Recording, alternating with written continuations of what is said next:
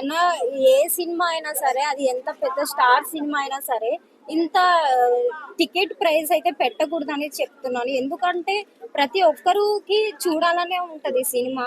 So అలాంటి పేదవారికి కూడా చూడాలనే ఉంటది. అలాంటి వారికి ఇంత పెద్ద కాస్ట్ పెట్టి మూవీ చూడాలంటే కూడా చాలా కష్టం అవుతుంది వాళ్ళకి. సో ఇట్లాంటి కాస్ట్ పెట్టకూడదు అనేసి నేను చెప్తున్నాను. ఇప్పుడు ఫ్యాన్స్ ఉంటారు, ఫ్యాన్స్ కూడా కొందరు పేదవాళ్ళే ఉంటారు, కామన్ పీపులే ఉంటారు, వాళ్ళకు కూడా డబ్బులు ఉండకపోవచ్చు ఇంత కాస్ట్ పెట్టాలంటే. సో ఇంత కాస్ట్ పెట్టకూడదు, ఇది తప్పని నేను చెప్తున్నాను. రైట్. అయితే మోస్ట్ ఆఫ్ ది టాలీవుడ్ లో బిగ్గెస్ట్ హీరో అంటే జూనియర్ ఎన్టీఆర్.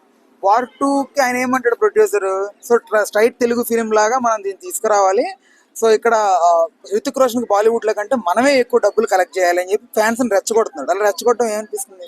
రెచ్చగొట్టడం తప్పన్న. అట్లా రెచ్చగొట్టి అది రెచ్చగొడితే వాళ్ళకి లాభం పొందుతారు, కానీ మన లాంటి వాళ్ళకైతే నష్టమే జరుగుతుంది, అది కన్ఫామ్ గా చెప్తాను.